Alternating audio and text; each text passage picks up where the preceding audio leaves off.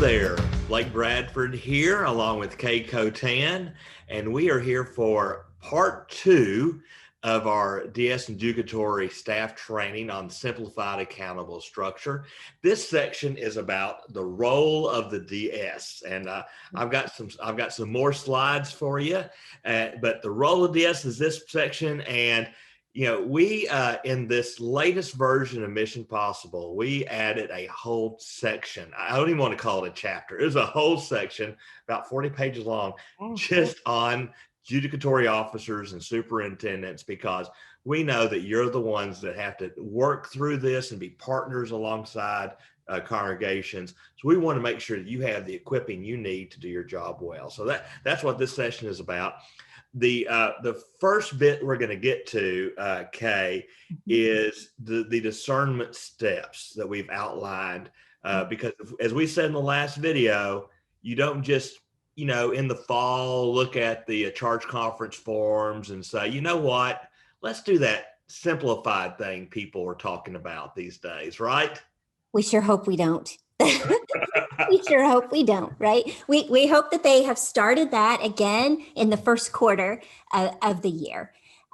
So these are a 12-step program, not a 10-step. It takes us a 12-step program to go through the discernment process.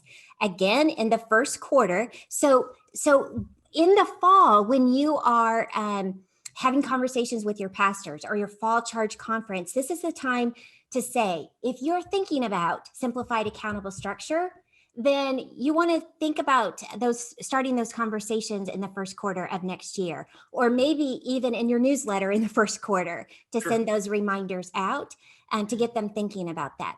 So the church council begins to explore the why. And we talked about that in our first section. Blake did such a wonderful job. And we have provided resources to walk the council through coming up with their why. And then once they have discovered that why, then they vote to, again, explore, not to approve, explore. Then we're saying the church council chair and the pastor, I think, Blake, you also even like the lay leader to sign the letter to request the DS to explore. Then there is that consultation with usually the district superintendent for approval to explore. It's that point that the district superintendent has that consultation with the pastor and the chair or lay leader, but also this is the time to dispatch your SAS coach to, if you approve for them to explore, you are dispatching the SAS coach to help the church through this discernment period. But don't be afraid to say no. We also want to give you permission to say no, and we're going to talk about some reasons to say no in a little bit. But when you dispatch that SAS coach, if they're a SAS coach, they're going to know what to do. That's the other beauty of it. You don't have to train them. If they're a certified SAS coach, you just say, go for it, and they're going to know what to do. And then they're going to work with the church in putting together a prayer team. We feel that it's important to undergird this discernment process in prayer. Amen. The discernment team is going to help walk through. The coach is going to help them put together a timeline of informational meetings, of written communication, maybe put videos together, maybe even do some email blasts, maybe some virtual meetings. We all know how to do those now. And do some Q&A, because they're hearing, right? They are discerning through this communication. And is this the right time with the right model for this church to move to this process? They're collecting all of this information and this feedback and delivering it back to the church council. Then the church council collects all of that. Then they hear and make the decision. Do they want to vote to actually make a formal request to the district superintendent to move to this structure? If the council then votes to formally move to it, then it's back to the district superintendent with that same letter to make the formal request. district superintendent, when you get that second letter from a formal request, this is your chance to bring that coach back into the conversation. What did you learn? What did you hear? What are your gut feelings? Is this the right model? Are they ready? Did they really work the process? Ultimately, district superintendent, it's your choice, but it's just another collection of information to help you make that decision. Then you make your decision. If you decide to move forward in approving it, then we highly recommend that you hold or assign someone to hold a church conference, not a charge conference, and you do that separate from the nominations of leaders. Here's why. We believe that moving to this is a big decision for the church. And there's transparency in doing it as a church conference so that all the members have the opportunity to vote. And doing it separately from the leadership piece of it says we're not assuming that it's approved, right? Yeah, because we're not going to say we'll vote it in one vote and then the next vote is our new leadership group. Like, it's a done deal. Yeah, done deal. Yeah. So, and I've gotten pushback on this one before from churches, and I had to go back and say, look, in the discipline, your church council is your charge conference. And if you're going to say to a trustee that's been a trustee for a number of years, you're no longer a trustee, you better have everyone's vote on this. We don't want the one, 10-person committee that thought of the idea to be the only approval body.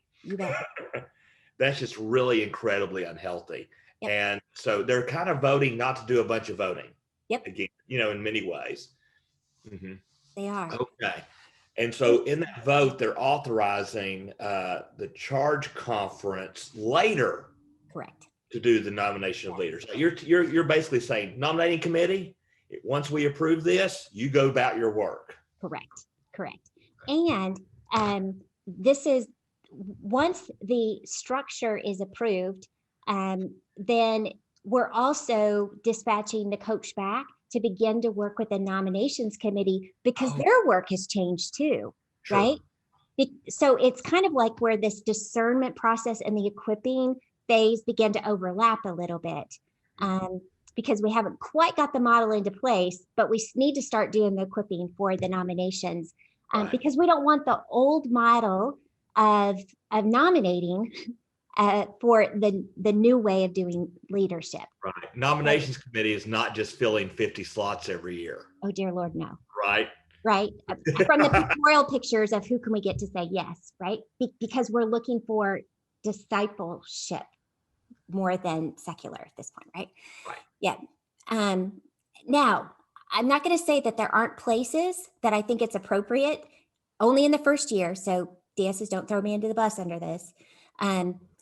When there's times where it just is that needed caution to have a church conference for the structure and a second church conference for the leaders. Only in the first year. I think sometimes that's a little healthier approach. Not always, but I just think we have to be open to that in some churches where you're moving and this is a little bit of a nervous piece. But once you get through that first year, then it goes right back to the routine of charge conference, cluster if it is, and that kind of thing. And so anyway, so you then, once you have gone through the church or charge conference and approve those nominated leaders, then you move fully into the equipping stage for the new leadership board. Those are your 12 steps. Yeah, but that'll get you there in a healthy way. And that's the most important.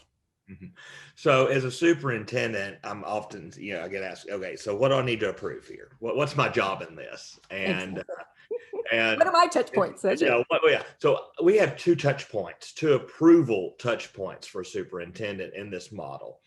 The first is that initial conversation and consultation early in the discernment process. I do not want a church getting ahead of itself. I want to have that conversation with them ahead of time talk about, well, okay, what do you want to do? I require some stuff, and I'm going to show you my actually chart of what I require in just a second. But you're right, Kay. I require not just the pastor, but the pastor and lay leader and church council chair, at least some laity involved. If I get just something from a pastor saying we'd like to move, I will turn it down. I'll say, not unless I see some laity on that. And by the way, Blake, Yeah. on that discernment team, the pastor is not a part of that discernment team for Oh, that. there you go. Yeah, because we need the church to own their decision-making governance process. Right. This isn't to make it easier for the pastor to attend less meetings. Correct. This is about changing the way we do mission and ministry. So this initial conversation, and then disapproval and convene a church conference to consider the structure. By splitting up the approval into two steps there, two touch points, that allows superintendent to influence the process appropriately. It also requires them to slow down appropriately so they're making a good decision and doing it in a healthy way that'll build up leadership for years to come. And so that's why we really do recommend these two touch points. Now, again, there's more meetings than that, but I'm talking about two approval touch points. And again, later on, there's a church conference, and then following at a later meeting, you start getting leaders involved for nominations. Now, on that initial conversation, I've tried real hard to say, okay, what do I need to know as a superintendent? Well, first of all, share your why. I want to know your who. In other words, I want the names and roles of lay leaders who've been talked about this to this point. So I know, because as a superintendent, especially after I started at that district for a few years, I knew some of the key people in the church. And if I didn't see their name there, I might be wondering what's going on. Then share which committees, and usually it'll be, all of them. But if they have a childcare program, we may have to have more conversation and see what they're planning here. And it may take a bit more consultation the more complex the system is. But I'm wanting to hear exactly what they're wanting to get involved. And also in that, I'm making really clear you're not getting rid of your ministry teams. You're keeping all those going. And nominations. Yeah, and nominations, of course. Oh, golly, yeah. And then the when. What's your timeline for this? So that's the things I require on that initial conversation. And then, sure enough, sometimes I say we need to hit the brakes. Yeah, you can tell I had a little fun with these slides, okay? I've seen you look that way too, Blake. Yeah, I think I have more than once as a superintendent. Oh my gosh, what is this? Here's some times there are some times I've said no, and this is coming from someone who loves simplified accountable structure. So much so, helped write a book on it. But I've also said no, because not every church is ready. Maybe it's an upcoming change in clergy appointment I see on the horizon that I just need them to put the brakes on. Maybe the current pastor, God bless him or her, they're very gifted, very caring, but I may have seen, or my colleagues may have seen, that one pastor in 4 different churches lead poor discernment processes. And the last thing I want is this to happen in another church. They're gifted in other ways, but discernment processes are not their bag. And so maybe we need to wait for a different pastor. The congregation may have a history of every pastor bringing their own structure, their own bag of tricks, and they don't really have their own identity in leadership. And so maybe the DS, the SAS coach, they need to work on relationships and identity before we move to restructure, because the congregation needs to understand their why and their who first. And there's an idea that we'll just change the structure, we'll figure that out. Maybe, but I don't think so. There could be lingering trust concerns that exist in the congregation that may predate the pastor, may predate a lot of, but these trust concerns may be generational. There also may be a historical lack of accountability. And then there's a phrase I've been using is, don't use the book of discipline or SAS to solve a Matthew 18 problem. I don't know if this ever happened to you, but I've heard of a situation, Kay, where someone said, we want to switch to the system because Bob has been on our trustees for 30 years. And the only way we can think to rotate Bob off is if we restructure, and that just tells me they need to have a conversation with Bob. They need to have heart talk, and they can change structures, but there is a obvious lack of accountability in their systems. Right. And until they get accountability right, they're never going to have the trust systems to make this work. Correct. And then another reason is the conference is about to launch a SAS system with terminology and the coaching. And it's like, as a DS, you go, man, this is about to do in September. It's July. Can they just wait a little bit so we can do this together? Or in that case, I may say, okay, your church can be a pilot in this new, you can be a pilot church, and you can be, group 0 and before even group 1. And that's great, but let's be intentional with that. And so you just need to know the landscape of what's going on and be honest, because sometimes it's a no, sometimes it's a yes, but sometimes it's a not yet. Right. And not yets are, my no's are usually not yets, frankly, Kay. And that's okay. It's okay to say not yet. Well, because I think the thing is when we just want to be nice and we say yes in these circumstances, we're setting them up for it not to be a healthy thing. Right. Well, and Wesley's general rules, first one, do no harm. That's right. And I do not want SAS that part to be a harm. Yeah. And it's not the structure thing, it's the healthiness of the system as we move into it. Okay. So the other question beyond what's our job in this, what's our role and how we do approval, okay, and this is, as a superintendent, I've looked at systems, I go, man, that's a really small church. And I don't even know how they managed to have one committee, much less 4. So what do I do with that? And so we have been talking a lot about the micro church and simplified structure, because sometimes folks are reaching for our resources for situations may or may not be designed for. Can you share a little bit about the micro church?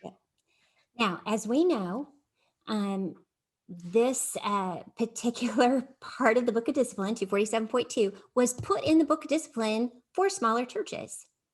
And as we talked about in part 1, it was the larger churches that were some of the earliest adopters. They saw the efficiency and effectiveness in it. And so, we want to honor the kind of the intention of putting this in there. And I think there's some times where it really does make some sense. But if the why, we go back to the why again, if the why is only technical and we are really using this tool to answer a question that is really the wrong question, right? I think we're asking a different question. Yeah. So is this really a question of a hospice question? Is this a question of sustainability more so than it is just, are we trying to fill up the charge conference form, right? We're trying to solve an adaptive question with a technical solution many times, right? And so sometimes, rather than approving a simplified accountable structure, what instead we need to be saying is, do we need to be using a tool like the small church checkup, or do choosing the faithful path as a recommendation for a church to walk through, rather than coming at it from a structure standpoint? So the why is really helpful to see if we're answering the right question with this. And so sometimes district superintendents are so busy that we don't have time to really drill down on this, which is another reason that the why question is important, and that worksheet, and also the SAS coach, is to help drill down on some of these things. So besides that, the 2 resources I already talked about is there's all these other Book of Discipline paragraphs. We all know about 213, right? But we also have 212, which is around transitional communities. There's an accountability paragraph, 220, in the Book of Discipline. There's also one about strategic deployment of clergy and realignment that could be used in these particular situations. There's also a financial accountability as well as a membership accountability. So there's several ways to come about this rather than just saying, okay, we'll just get this nominations and, just move on. Because I believe, again, because of pandemic, these kinds of situations have amplified themselves. Yeah. And I think we're going to be answering this question more and more. And so let's not continue to try to put technical fixes on this and that SaaS is, the magic bullet, because it's not. And we're just, putting chaplains in places we're putting them on life support when this really isn't the answer. Sure. Well, and I have to admit, there were some patent discipline passages there I didn't know about until we started thumbing through, and you were showing me those. I knew 13. I got 213 down. I can almost quote it. Some of these others, I went, "That's in there." Yeah. That's some pretty good tools that we have for us as superintendents. Really amazing tools in the discipline that will help churches kind of rethink their future, and especially if they're moving toward a legacy or hospice. Yeah. And the thing about simplified accountable structure, it's designed as a full system. And when you add in coaching and stuff, that's a lot of resources and a lot of high expectations built in.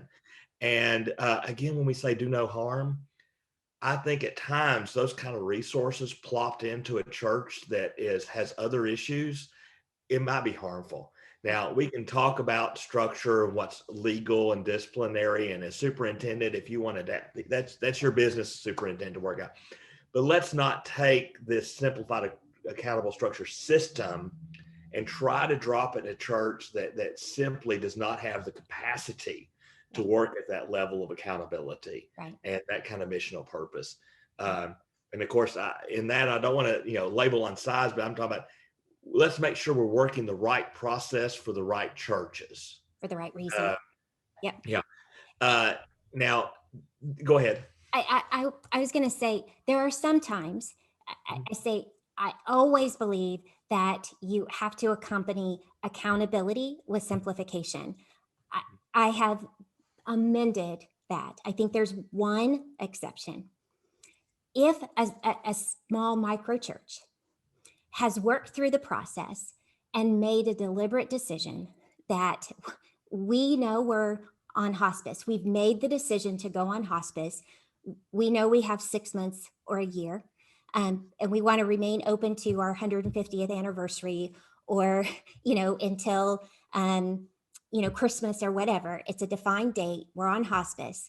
And we've got to get to a simplified structure just to get us through to that end date.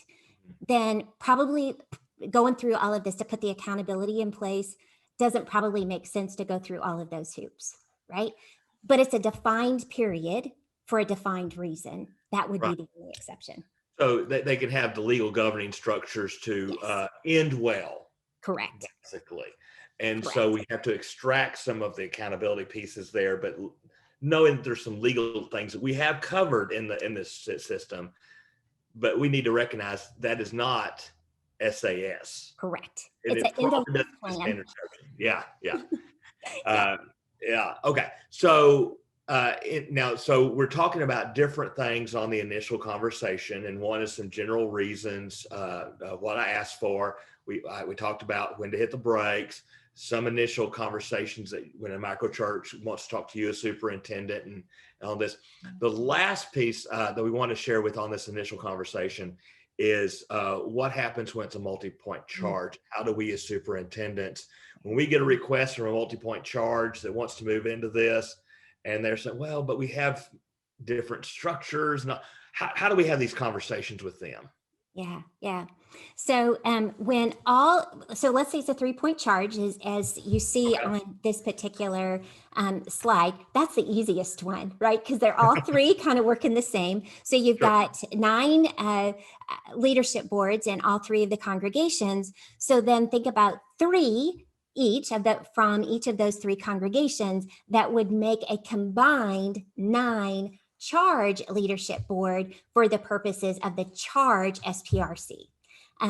If you happen to have like a charge, maybe choir person or secretary person, I mean, they could be a part of that too. But, of course, if you have individual secretaries part-time or something, then they would be under the individual congregational leadership boards. But the pastor would have that charge leadership board, which would be 3, 3, and 3 from each of those three congregations. Simple as that. Well, and one thing that always brings a little weird is local board of trustees, Mm-hmm. and Yeah. and the reason why we have to deal with that is a legal issue about bodies, unincorporated or incorporated. It has to do with property issues, and if you're going to sign over property, you can't have people who are other Right. churches sign away your property, and Right. and so there just is some complexities like that which we have to be aware of, and really we're trying to stay not only disciplinary but also fit into the legal requirements of most states. Well, because each one of them still have their own separate 501c3. So you have to stay separate legal entities. So Yeah, the only reason you have to do that is because you're sharing a pastor, right, right. right? Everything else remains the same. Mhm. Okay. Yeah. So in addition to the initial stuff, and how do we do this? And of course, we're showing you slides, of course, and of course, there's a reason why we have a 300-page book to talk about simplification, is because there are some complexities underneath all this. Uh, in addition to the initial, that formal request, and we have a worksheet for churches on how to do a formal 247.2 request, and with a list of expectations that needs to be involved. And a lot of it mirrors the stuff done in the initial, but hey, you might have learned some stuff over the months of discernment that brings some new understanding. And that's what this is about. It's like, okay, where were you? Where are you now? And then a formal request for a church conference.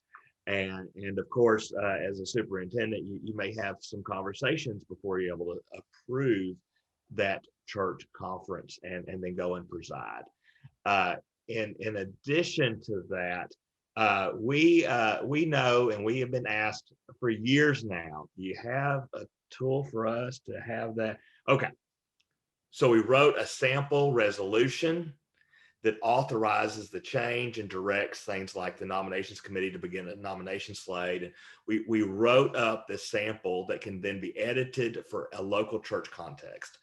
And it fits the requirements of the Book of Discipline and what I believe would be covered by the state. And we did the best we could to figure out all the pieces. So it's a multi-page document of a resolution. So we have that available as a download and in the book. And as a superintendent, that is a gift for you, because I know I do not do a charge conference unless I have the motions or resolutions ahead of time. I do not like surprises as a superintendent. I have enough on my day-to-day. I don't need to create new ones in charge conferences.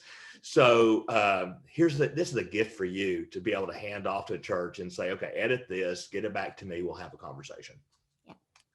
Yeah. Now, in addition, early on in the last video, Kay, you talked about nominations forms. Yeah. And can you share a little more about some thoughts on that? Again, one of the things that is a recommendation in the conference-wide approach is to have separate nominations forms for simplified accountable structure that is different, simplified from the traditional structure. And so once again, as a gift to you, we have put down or have created for you a very generic simplified structure nominations form for you to edit to contextualize for your local conference. One of the things that we have learned from experience, there is usually this kind of rub between we need contact information for some non-elected people for our database. And we try to combine that all in the same form. That gets confusing to nominations because then they believe that they need to go back to nominating some of those contacts. So we recommend using the form as is. It's the leadership board, those 9 people, and the nominations. If you need other leadership names, then put them on the back or put them on a different sheet, but make those separate so it doesn't confuse who is actually nominated and then who are just contacts. And there's also like, what role are those 9 people? Like, who is the lay leader of those 9? Who is the chair of those 9? Who is the SPRC liaison of those 9? And there's little symbols so that you don't have to repeat names either, like sometimes you do in the traditional form. So that'll be a download for you in your toolkit for this presentation as well. Super. And that one of the forms is actually in full. That one page is all there is for a nominations form. Yeah. Remember, you only have to elect 2 committees, and that is the board and nominations. And yeah. Man, what a difference that can make. That's excellent. Okay. So the last piece we wanted to share in this unit is about coaching. I know you shared a little bit about that earlier, but Kay, superintendents, we need help. Especially as our districts get larger and larger and larger. So, and this is specialized help. Could you share a little more about certified coaching? That this is something new that we're offering throughout the connection. Yeah. And I was kind of thrown into simplified accountable structure, like I said, about 12 years ago. It was part of a consultation process when it was brand new and we were just trying to figure it out. And so I learned a whole lot about what not to do before I learned a whole lot about what to do. And through that process, as you know, Blake, that the first version of Mission Possible came out like in 2017, I think. And then we doubled that resource and put that out in 18 or 19. Yeah. And I think we doubled it again, because we're just learning and evolving and we're trying to make all of these tools. But what I'm also then finding is we need more coaches out there who have kind of the access and understand simplified accountable structure and are able to go and teach and coach, walk alongside congregations. And so it finally dawned on me, like, we need some sort of scalable way to do this. So it's been almost a year or so ago now that I created a process where people are invited in or recommended. It's starting where, there's a district approach or a conference approach where they're sending teams in and they're spending 3 days with me, bless their souls, of very intense training. And then there is quarterly coaching. There's also pieces where just not too long ago, we spent a whole section of time talking about strategic ministry planning retreats. I've taught them how to do, that. There's another piece coming up that I'm going to teach them how to do visioning. They have access to all of our resources on the fly. Every time we change something, it's changed for them at the same time. We have boards where they can post questions and have access to you and I to answer questions. They're learning from each other all along the way as well. So it is a network of coaches who are learning from us. We're learning from them. They're learning from one another, and we continuously update and improve all of the resources so that we are able to share that in a way that is as up to date as we can with all of you. And so it is a way for us to stay on top and provide the resources that we think are the most helpful to you as judicatory leaders, but also to our local church leaders. It just wasn't out there. Yeah, and I think the coaches are the best partner a DS could have in this process, working with these churches. They're stepping in, really taking a new journey on how we're going to even think about leadership and unleashing more leaders for ministry. So that's great. So thank you. Now so we're concluding this section of Roll the DS, and what all did we cover today? In this session? Yeah, so we started out in our 12-step program talking about the first phase, our discernment steps in the first phase of going through the SAS process. And then we talked about those DS consultation touch points where you're intimately involved in the process as a DS. And then what are those approval and vote steps, mostly in that discernment process? And then that sample resolution, because that's an important tool that you'll want in your hands. And then we talked about that nominations. Both of those will be tools that are downloadable for you. And then, of course, the SAS certification and coaching process. And by the way, Blake, DSs are welcome to go through the SAS certification coaching. I've had several DSs that go through that. And what we find is most DSs like to go through the training, but not necessarily go on to become certified because they just don't have the time to do it, but they like to go through the training just to understand it a little bit more. So I just wanted to add that if somebody might be interested. Well, since we're the ones working with those committees and not, all these committees, all these boards and these leadership boards, it really does help us to have a good understanding of the language, the terminology, the permutations that are involved, just so that when I walk into a church and I know they're running that structure, I know the kinds of questions I need to ask and the way I need to adapt my questions for the fact this is a holistic board that is looking at ministry differently. And so I change my questions as a superintendent when I do leadership gatherings or charge conferences because I know this board is working in a different way. And so that's helpful. And so it's helpful to have some awareness of how this model is different from our legacy structures. Yeah. And I don't know, Blake, that we told him about the DS forum too. Oh yeah. In addition to the coaching, Kay and I run regular DS forums and we'd love for you to be a part of it. And so we do those a few times a year and it's a check-in. We'll talk about the structure some, get some questions. We have open Q&A. And then another, in a recent piece, we even talked about what would this look like at the district level. I know some of my colleagues have districts where there are 10 or 11 district committees. I'll just tell you, we have a way to get it down to 2 or 3, and you don't have to go. And so, there's stuff like that we talk about, which is a lot of fun, and it's also moving into the kind of the next generation of resources. Yeah, and they're free. It's just our way of helping and being a support partner to you in this process. So if you go to kcotan.com and go on the SAS tab, there is a way to sign up for those DS forums so that you're notified when those come up. And we'd love to invite you. That's super. So thank you. I wanted to make sure you knew about those, Blake. You bet. All right.